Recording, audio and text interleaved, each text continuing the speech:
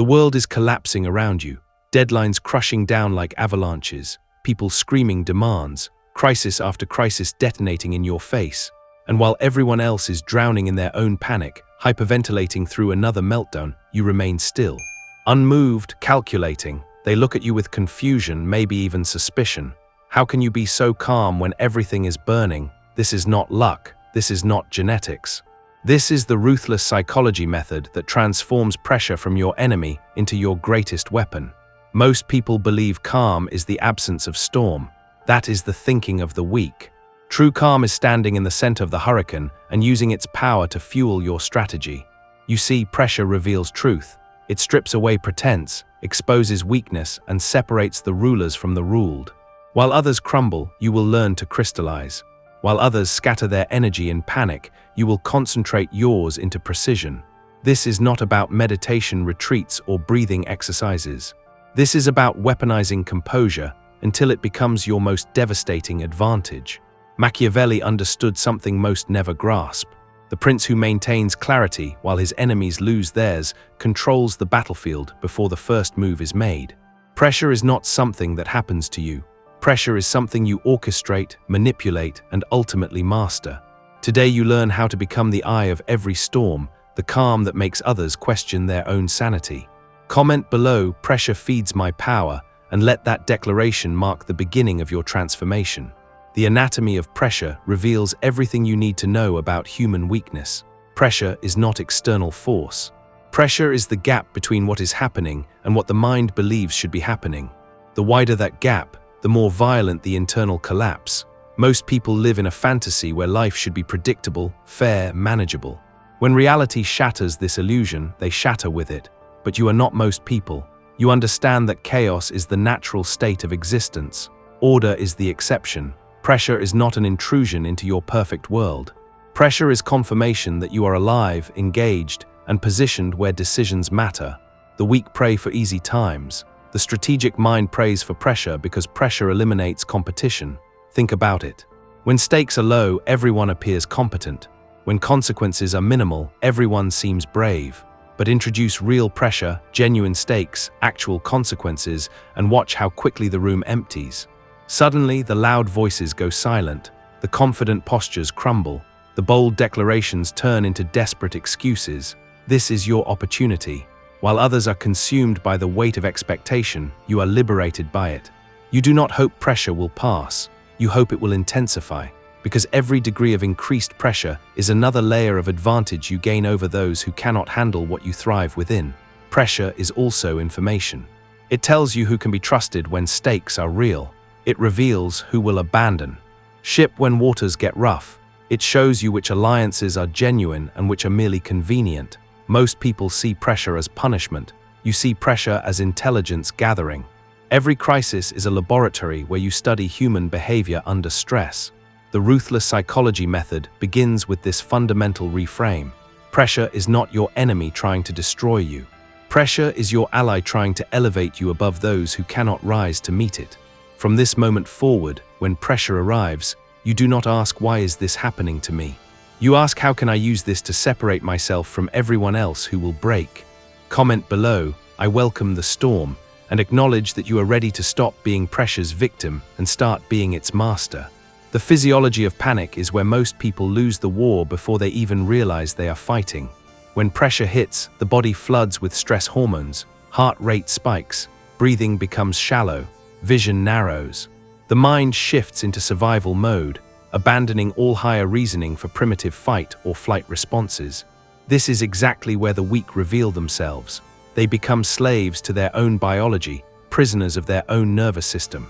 They make desperate decisions because their body is screaming that death is imminent when usually nothing more than reputation or money is at stake. They cannot think clearly because their physiology has hijacked their psychology. But here is what they never teach you in those corporate wellness seminars. You can hijack the hijacking. You can turn your body's stress response into a weapon of clarity rather than a source of chaos. The same adrenaline that makes others panic can make you superhuman if you know how to channel it. The first step is understanding that your body does not distinguish between actual danger and perceived pressure. It dumps the same chemicals into your system whether you are being chased by a predator or facing a difficult conversation with your boss. Your nervous system is primitive. It has not evolved to handle modern complexity. It only knows threat or safety, fight or flight. This is your advantage. While others are enslaved by these automatic responses, you can observe them, understand them, and redirect them. You begin by recognizing the early warning signals, the slight tightening in your chest, the subtle shift in your breathing, the barely perceptible tension in your shoulders. These are not signs of weakness. These are signals that your system is preparing for battle. Instead of fighting these sensations, you welcome them. Instead of trying to make them disappear, you transform them into fuel. That racing heart is not panic. It is your engine revving for peak performance. That heightened awareness is not anxiety. It is your mind sharpening into laser focus. That surge of energy is not stress. It is power waiting to be directed. The key is breathing, but not the shallow, desperate breathing of the panicked. Slow, deliberate, controlled breathing that signals to your nervous system that you are not in danger, you are in command. Each breath becomes a statement of dominance over your own biology. Each exhale releases not just carbon dioxide, but the illusion that you are at the mercy of circumstances. As you practice this physiological mastery, something extraordinary happens. Your body begins to associate pressure with power instead of panic. Your nervous system starts to interpret stress as excitement rather than threat. You begin to crave the intensity that others fear because you have learned to transform it into your natural state of peak performance. This is not theory. This is biochemical warfare against your own limitations. Every time you choose controlled response over automatic reaction, you are rewiring your neural pathways. You are training your body to serve your strategy instead of sabotaging it. The weak will always be betrayed by their own physiology, but you have made your body your ally. When pressure comes, your heart does not race with fear. It pounds with anticipation. Your breathing does not become shallow with panic. It deepens with focus. Your muscles do not tense with anxiety. They coil with readiness. Comment below, my body serves my strategy, and claim dominion over the biological responses that enslave weaker minds. Mental architecture separates the temporary calm from the permanent fortress. Anyone can appear composed for a moment. Anyone can fake confidence for a conversation. But sustained calm under relentless pressure requires building psychological infrastructure that cannot be shaken regardless of external circumstances. Think of your mind as a building. Most people construct their mental architecture like houses of cards, impressive looking but vulnerable to the slightest disturbance. One unexpected crisis, one moment of genuine pressure, and the entire structure collapses. They spend their lives rebuilding the same fragile frameworks, wondering why they keep falling apart. You are going to build differently. You are going to construct your mental architecture like a fortress, designed not just to withstand pressure, but to grow stronger under it. This fortress has specific rooms, each serving a distinct function in maintaining your psychological supremacy. The first room is the observation deck. This is where you step back from immediate circumstances and view everything from elevated perspective. When others are drowning in details, you are seeing patterns. When others are overwhelmed by emotions, you are analyzing systems. The observation deck is your refuge from the chaos below, your vantage point for strategic thinking. From the observation deck, you do not see problems. You see puzzles to be solved. You do not see crises. You see opportunities disguised as difficulties. You do not see pressure. You see the universe testing whether you deserve to rise or deserve to remain where you are. The second room is the laboratory. This is where you experiment with different responses, different strategies, different approaches to handling whatever pressure you face. Instead of reacting automatically, you test various options in your mind before committing to action. The laboratory is where you turn every challenge into research, every setback into data, every pressure point into valuable intelligence. In the laboratory, failure is not defeat, failure is feedback. Every outcome, successful or not, provides information that makes you more formidable for the next encounter. You are not trying to avoid mistakes. You are trying to make mistakes that teach you something valuable while costing you as little as possible. The third room is the war room. This is where you develop strategy, where you plan your moves several steps ahead, where you anticipate not just what will happen but what could happen and how you will respond to each possibility. The war room is where you stop being reactive and start being proactive. From the war room, you see every interaction as a chess match, every conversation as a negotiation, every challenge as a battle that can be won through superior preparation and strategic thinking. You do not hope things will work out. You make contingency plans that ensure they work out regardless of variables you cannot control. The fourth room is the vault. This is where you store your core principles, your non-negotiable standards, your unshakable beliefs about who you are and what you will not compromise. The vault is what keeps you anchored when everything else is shifting. It is your psychological bedrock, immune to external pressure because it is built on internal certainty. The vault contains your deepest truths. Your understanding that most people are weak and will reveal their weakness under pressure. Your knowledge that calm is power and power is the only currency that matters. Your certainty that you can handle whatever comes because you have built yourself to handle whatever comes. This mental architecture is not built overnight. It is constructed through daily practice, constant refinement, relentless commitment to psychological sovereignty. Every time you choose observation over reaction, you strengthen the observation deck. Every time you analyze instead of panic, you expand the laboratory. Every time you plan instead of hope, you fortify the war room. Every time you hold to your principles under pressure, you reinforce the vault. Over time, this architecture becomes so solid that external pressure cannot penetrate it. Others may storm and rage around you, but inside your fortress, you remain calm, calculating, untouchable. They cannot shake what they cannot reach, and they cannot reach what is built on foundations deeper than their temporary storms. Comment below, I build my fortress daily, and commit to constructing mental architecture that no pressure can demolish. The illusion of urgency is perhaps the most powerful weapon used against those who have not learned to think strategically. Everything is urgent. Everything is critical. Everything demands immediate response. This is how the weak manipulate the strong, by creating artificial time pressure that forces hasty decisions and reactive behavior. But urgency is almost always manufactured. Real emergencies are rare. Most of what masquerades as urgent is simply someone else's poor planning, someone else's anxiety, or someone else's attempt to bypass your careful consideration of their request. They know that if you have time to think, you might say no. They know that if you have space to analyze, you might see through their manipulation. So they create urgency. They manufacture crisis. They present everything as if delay means disaster. And most people, untrained in strategic thinking, fall for this every time. They rush into action without proper analysis. They make commitments without full information. They solve immediate problems while creating bigger long-term disasters. You are going to do the opposite. You are going to slow down when others speed up. You are going to pause when others panic. You are going to think when others react. This is not procrastination. This is strategic delay, the deliberate insertion of space between stimulus and response so that your response serves your interests rather than others' urgency. When someone presents you with an urgent decision, your first question is not what should I do? Your first question is who benefits if I decide quickly and who benefits if I take time to consider. When someone demands immediate action, you ask yourself what they are afraid you will discover if you analyze their request thoroughly. Most urgent requests cannot withstand careful examination. Most crisis situations dissolve under strategic patience. Most pressure tactics fail when met with calm refusal to be rushed. The person creating urgency is usually the person who has the most to lose if you think clearly about what they are asking. This does not mean you ignore genuine time constraints. It means you distinguish between real deadlines and manufactured pressure. Real deadlines are based on external factors beyond anyone's control.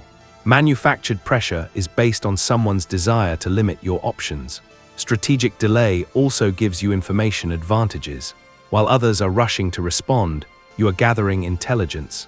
While they are making decisions based on incomplete data, you are developing fuller understanding of the situation. While they are reacting to surface appearances, you are analyzing deeper patterns. Time is your ally when you know how to use it. Every moment of delay is a moment for circumstances to shift in your favor. Every hour of consideration is an hour for better options to emerge.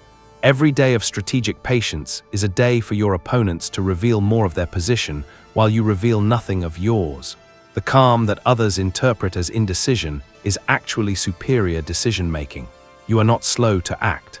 You are careful to act correctly. You are not avoiding responsibility.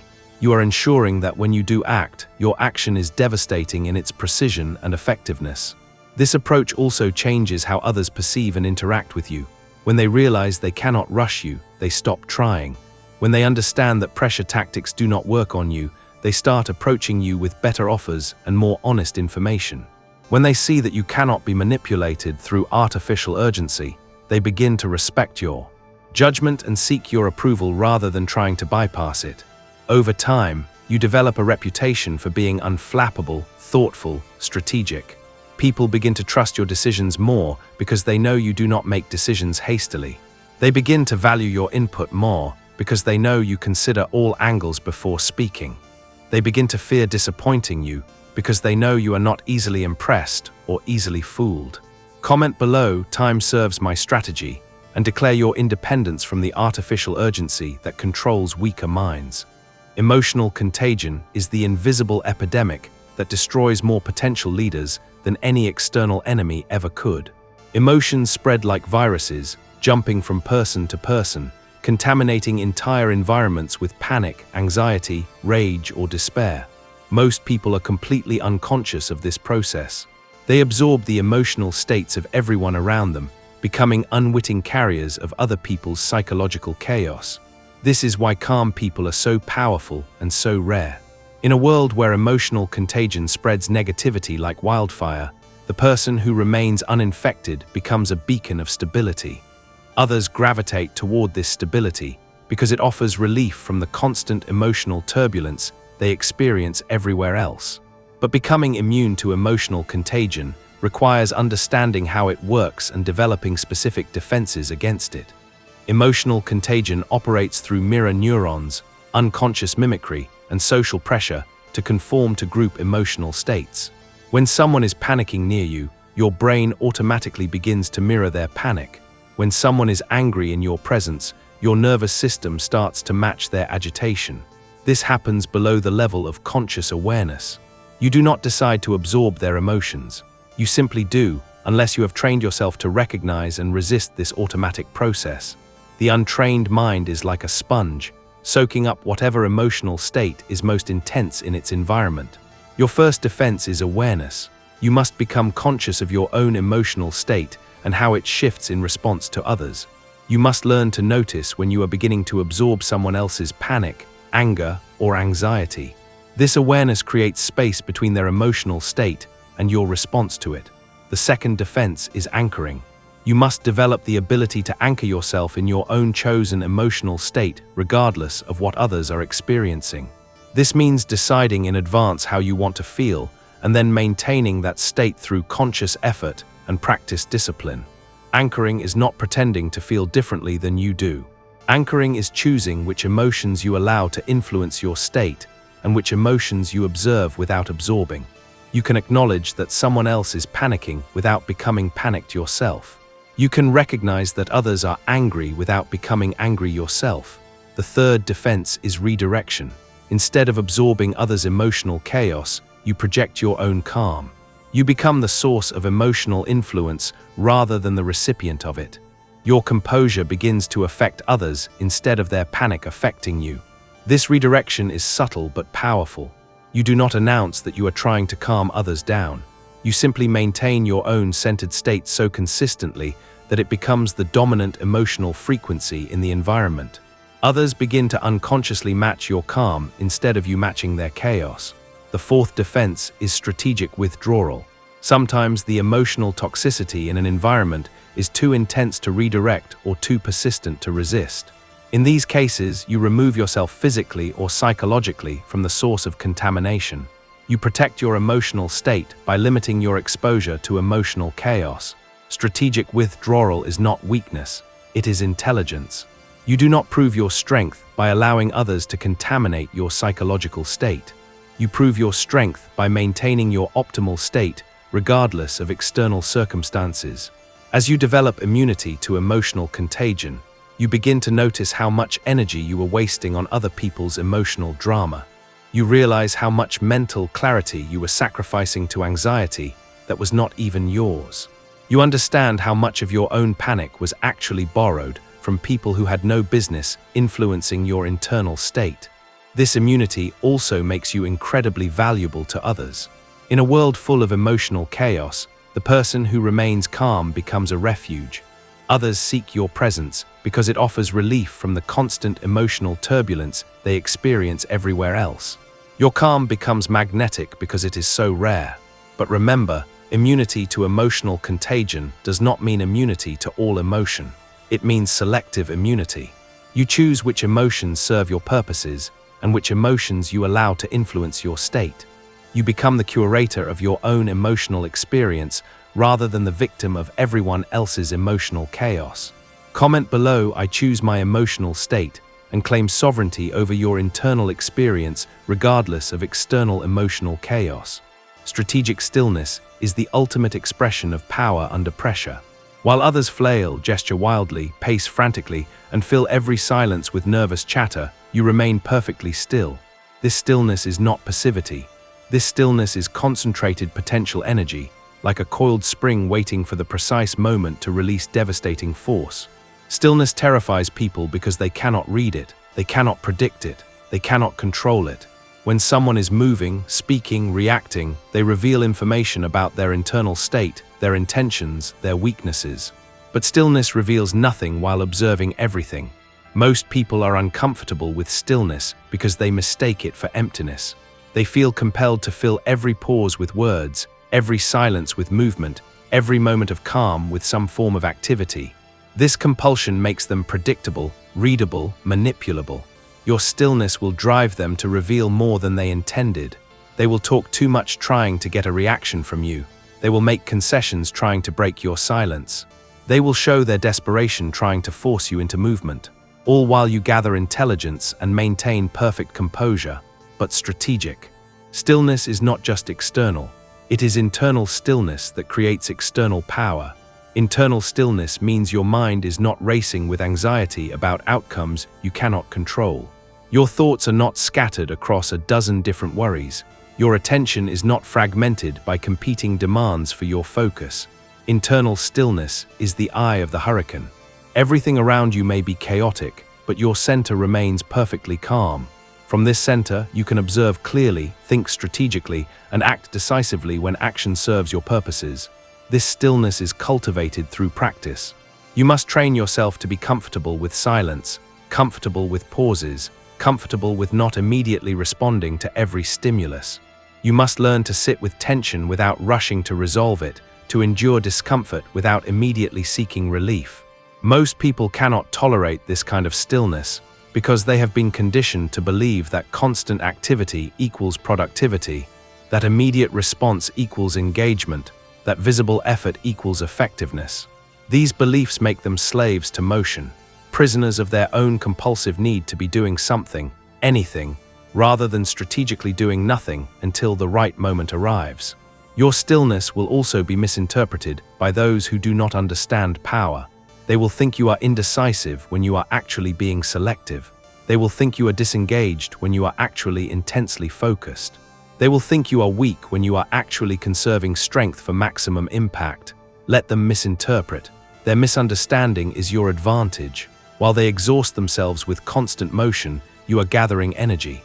While they reveal their strategies through premature action, you are concealing yours through patient observation. While they scatter their force across multiple targets, you are concentrating yours for devastating precision. Strategic stillness also creates space for others to make mistakes. When you do not rush to fill every pause, others feel compelled to fill it themselves. When you do not immediately respond to their provocations, they often escalate their provocations until they reveal their true intentions or exhaust their credibility. Your stillness becomes a mirror that reflects others' true nature back to them. The insecure become more obviously insecure. The manipulative become more obviously manipulative. The desperate become more obviously desperate. All while you remain centered, observant, unreadable. This practice requires tremendous self-discipline because every instinct will urge you to react, to respond, to do something visible to prove your engagement. You must resist these urges and trust that your stillness is more powerful than their motion, your silence more influential than their noise, your patience more devastating than their haste. Over time, your stillness becomes legendary. People begin to fear your pauses because they know something significant is being considered. They begin to respect your silence because they know when you do speak, your words will carry unusual weight. They begin to seek your approval because they know it cannot be easily obtained or casually given. Comment below, "My stillness is my strength," and commit to the patient accumulation of power through strategic non-action. The psychology of inevitability is perhaps the most sophisticated tool in the arsenal of those who understand true power. When you master this psychology, others begin to perceive your success, your dominance, your victory as inevitable outcomes rather than uncertain possibilities. This perception becomes self-fulfilling prophecy as people adjust their behavior to align with what they believe is destined to happen. Inevitability is not about predicting the future. Inevitability is about creating such overwhelming psychological momentum that the future appears to have only one possible outcome, the one that serves your interests. This is accomplished through consistent demonstration of competence, unshakable confidence in your eventual success, and strategic patience that suggests you are willing to wait as long as necessary because you know the outcome is predetermined. Most people reveal their uncertainty through their behavior. They rush because they fear they might not get another chance. They compromise because they doubt their ability to achieve their original goals. They accept less than they want because they are not confident they deserve more. All of these behaviors signal to others that success is uncertain, outcomes are negotiable, and resistance might be successful. You are going to signal the opposite. Through your calm certainty, your patient persistence, your refusal to accept anything less than what you have determined you will achieve, you communicate that your success is not a possibility, but a certainty. The only question is not whether you will achieve your goals, but when and how. This psychology is built through consistent behavior over time. Every interaction where you remain calm under pressure adds to the perception of your inevitability. Every situation where you refuse to be rushed or compromised reinforces the sense that you operate according to deeper knowledge, longer timelines, more certain outcomes than others can see. You never appear desperate because desperation suggests uncertainty about results. You never appear hurried because haste suggests fear that opportunity might disappear. You never appear willing to accept less than you want because compromise suggests doubt about your ability to achieve more. Instead, you project the quiet confidence of someone who has already seen the end of the movie and knows how it turns out. You make decisions with the certainty of someone who understands that current circumstances are temporary, but your eventual success is permanent. You endure setbacks with the patience of someone who knows that obstacles are delays, not defeats. This psychology is incredibly powerful because it influences not just how others perceive your chances of success, but how they calculate their own interests in relation to your success. When people believe your victory is inevitable, they begin to position themselves to benefit from that victory rather than resist it. Investors want to fund inevitable successes. Partners want to align with inevitable winners. Even opponents begin to look for ways to minimize their losses rather than maximize their resistance when they perceive defeat as inevitable. But creating this psychology requires absolute consistency. You cannot project inevitability one day and desperation the next. You cannot appear certain in easy situations and uncertain in difficult ones. The psychology of inevitability must be maintained regardless of circumstances, setbacks, or temporary defeats. This means you must develop genuine confidence in your eventual success, based not on hope or wishful thinking, but on deep understanding of your own capabilities, thorough preparation for various scenarios, and unshakable commitment to persist until you achieve what you have decided to achieve. The psychology of inevitability also protects you from the emotional turbulence that destroys most people under pressure. When you truly believe your success is inevitable, temporary setbacks become irrelevant. Current difficulties become minor inconveniences. Present obstacles become temporary delays that have no impact on eventual outcomes. This belief system makes you incredibly resilient because you interpret everything through the lens of eventual victory. Failures become learning experiences that make future success more certain. Resistance becomes information about what needs to be overcome. Delays become opportunities to prepare more thoroughly for inevitable triumph. Others sense this inevitability even when they cannot articulate it. They feel the gravitational pull of your certainty. They begin to doubt their own resistance to your goals because your confidence suggests you know something they do not. They start to wonder if opposing you is wise when your success seems so predetermined. Comment below, "My success is inevitable," and begin the process of creating psychological momentum that makes your victory appear destined rather than hoped for. Pressure immunity is the final stage of this transformation, the point where external pressure not only fails to disturb your calm, but actually enhances your performance. At this level, you do not just survive pressure, you require pressure to function at your highest capacity. You become like a diamond that can only be formed under intense pressure, reaching your peak performance precisely when others reach their breaking point. This immunity is not natural. It is developed through systematic exposure to increasing levels of pressure combined with consistent practice of the techniques you have learned.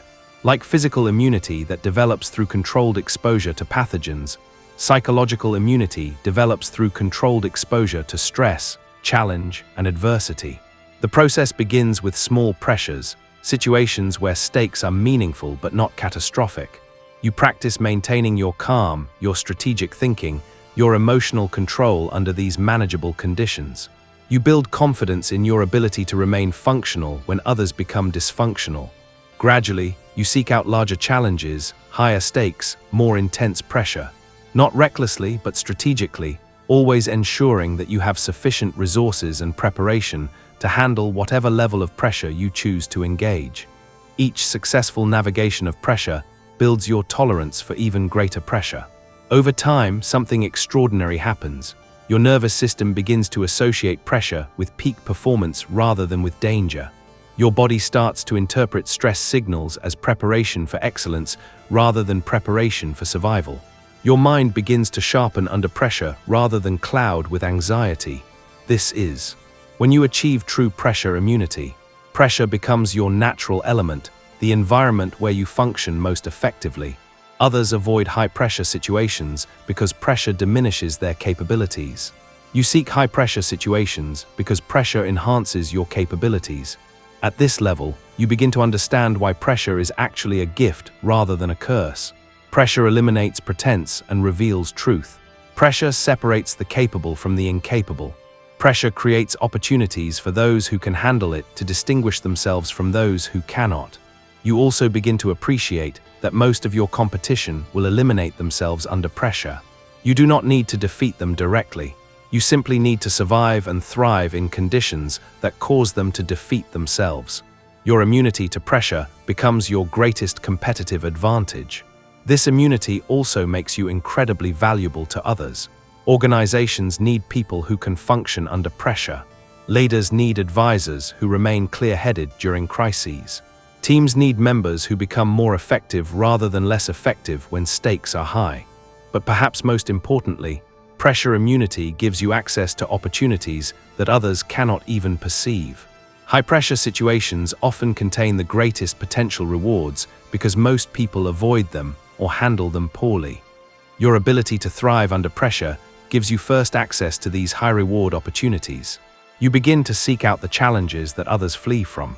You volunteer for the assignments that others consider too risky. You pursue the goals that others consider too difficult. Not because you enjoy suffering, but because you understand that pressure is where the greatest opportunities hide, protected from competition by most people's inability to handle stress. This creates an upward spiral where each success under pressure gives you access to even greater challenges and even greater rewards. You become known as someone who can handle what others cannot handle. You become the person others turn to when the situation is critical and failure is not acceptable. Your reputation for pressure immunity becomes self-reinforcing. People begin to trust you with their most important challenges because they know you will not crumble under the weight of responsibility. They begin to seek your leadership during crises because they know you will remain calm when others panic. Eventually, you reach a point where pressure is not something that happens to you, but something you create and control. You understand how to apply pressure strategically to achieve your goals. You know how to increase pressure when it serves your purposes and how to decrease pressure when reduction is more advantageous. You become the master of pressure rather than its victim. You use pressure as a tool to shape outcomes, influence behavior, and create the conditions for your success. What once threatened to destroy you now serves your ambitions. Comment below, "Pressure is my element," and claim your place among those who thrive precisely where others fail. This transformation is not complete when you finish listening to these words. This transformation is complete when you have internalized these principles so deeply that they become your automatic response to any form of pressure. When calm under pressure is not something you do but something you are. The weak will always reveal themselves under pressure. They will panic when you remain composed. They will make desperate decisions when you think strategically. They will exhaust themselves with emotional reactions when you conserve energy for decisive action. Your calm will become legendary. Your composure will become magnetic. Your ability to think clearly when others cannot think at all will make you indispensable to anyone who recognizes the value of unshakable leadership. But remember, this power comes with responsibility. Those who can remain calm under pressure have the obligation to use that calm to create rather than destroy, to build rather than tear down, to lead others toward better outcomes rather than exploit their weakness for selfish gain. The ruthless psychology method is ruthless toward weakness, toward excuses, toward the comfortable lies that keep most people mediocre. But it is not ruthless toward people. It is the development of strength that can protect and serve others who have not yet developed their own strength. Use this power wisely. Use it strategically. Use it to create the life you want and the world you want to live in. Because when you master pressure, you master one of the fundamental forces that shapes human experience. The storm is coming. It is always coming. The question is not whether you will face pressure, but whether you will be ready when pressure arrives. Now you know how to be ready. Now you know how to remain calm while others crumble. Now you know how to turn pressure from your greatest enemy into your most powerful ally. If this message has sharpened your understanding, like this video, subscribe to the channel and prepare yourself for the advanced psychological strategies that separate true power from mere pretense. The next level awaits those ready to claim it.